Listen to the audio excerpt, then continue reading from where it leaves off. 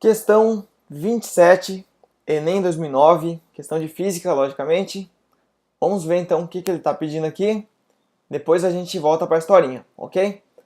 Considerando o texto e as leis de Kepler, se você não sabe o que é, agora eu te explico, tá ok? Pode-se afirmar que a frase dita pelo astronauta se justifica ou não se justifica, basicamente, né? Então, você deveria ler tudo isso aqui, né? Mas eu vou ler apenas a frase dele aqui para a gente ganhar tempo, ok? Então o que ele falou? Esse cara aqui, ó. Esse telescópio tem a massa grande, mas o peso é pequeno, beleza? Vamos lá então, ó. Antes de mais nada, né? Resposta aqui vai ser a letra D. Vamos ver aqui então, ó. O que acontece? Primeiro eu vou aqui na teoria, né? Depois ali na prática. Peguei aqui do Google, pesquisei ali leis de Kepler, achei esse site aqui da UFIRGS, Universidade Federal do Rio Grande do Sul, né? Então tem as três leis de Kepler aqui.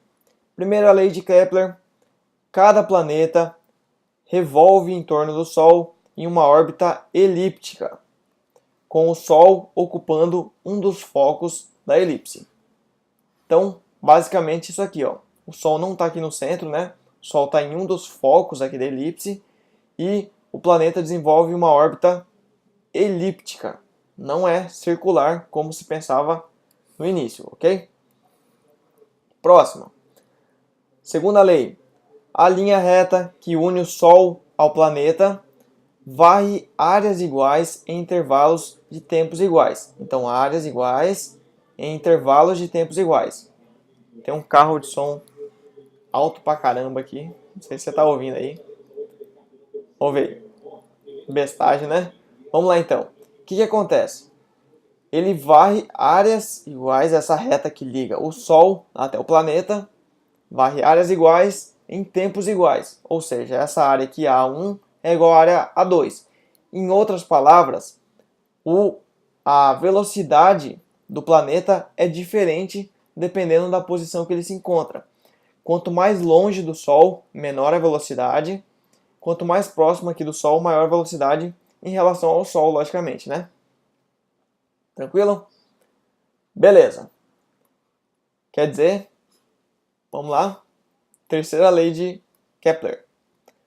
Os quadrados dos períodos orbitais dos planetas são proporcionais aos cubos dos semi-eixos maiores das órbitas.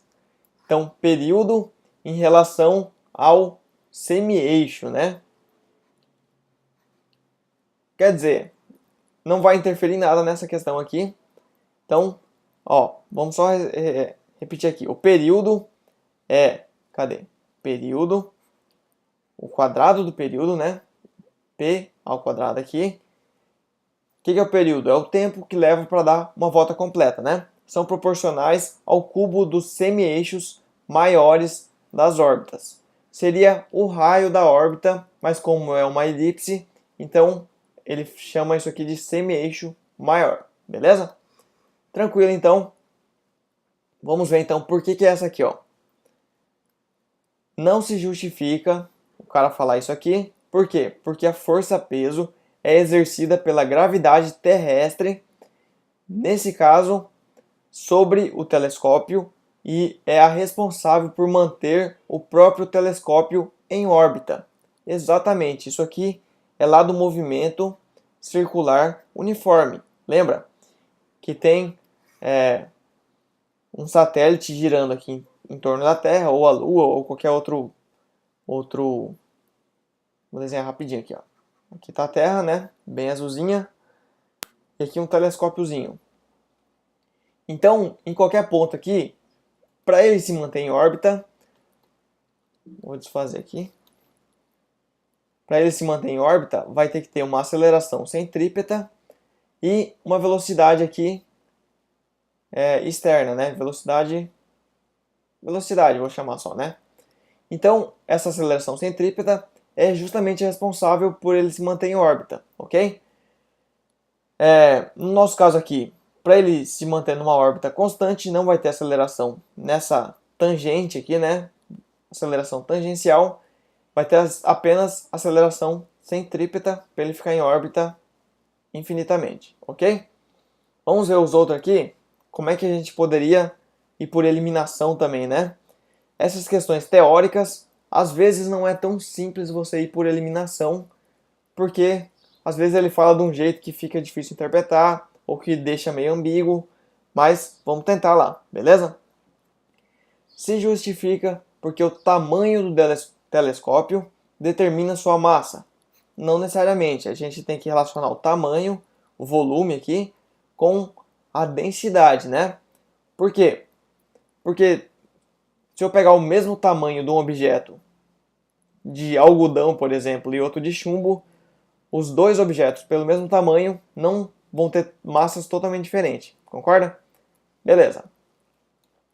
Aqui ele fala ainda falta da aceleração da gravidade. Não tem como, né?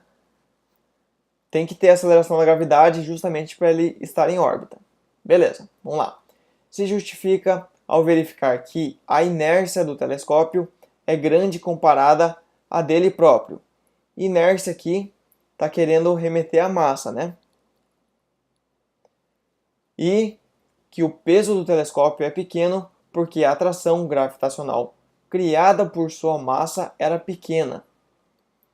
Não tem nada a ver, né? Ele está falando do peso.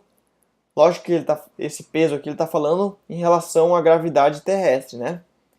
Mas ele está falando aqui da gravidade criada por sua massa era pequena. Não tem nada a ver com a história ali, beleza?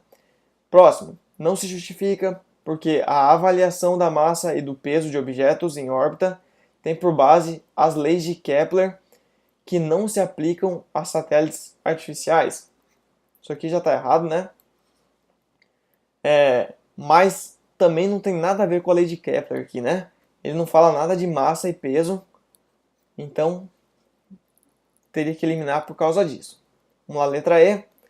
Não se justifica, pois a ação da força-peso implica a ação de uma força contrária, uma força de reação contrária que não existe naquele ambiente. Então, vamos ver o que ele está falando. A ação da força-peso implica numa força de reação contrária. Com certeza, né? Aliás, com certeza não. Nesse caso não vai ter essa força de reação contrária. Justamente para ele se manter em órbita ali, né? A massa do telescópio poderia ser avaliada simplesmente pelo seu volume? Não, né? De novo, aquela história ali que eu teria que saber o volume e a densidade para conseguir calcular a massa, né? Só o volume não quer dizer nada em relação à massa, beleza? Então, essa aqui foi mais uma questão teórica. Essa prova de 2009 teve muitas questões teóricas, né? Não sei se é bom ou se é ruim, depende do que você acha aí, né?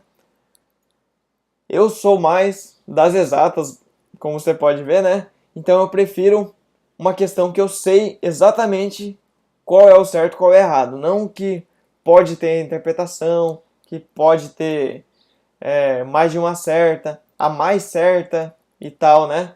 Então, para mim, eu prefiro as questões de exatas, mas às vezes uma teórica pode ser legal para você não perder tempo fazendo conta, beleza? Então, se você gostou, se você quer estudar mais com a gente, mais questões de matemática e física, se inscreva no nosso canal. Eu já resolvi 360 questões de matemática do Enem, todas as questões a partir de 2009, né? E vamos resolver aí todas as questões de física do Enem também a partir de 2009. Algumas provas estou fazendo sozinho, outras provas o Silvino Garcia está me ajudando, que é engenheiro mecânico e perito oficial criminal, beleza? Então se inscreva aí e vamos estudar que ainda dá tempo. Até logo!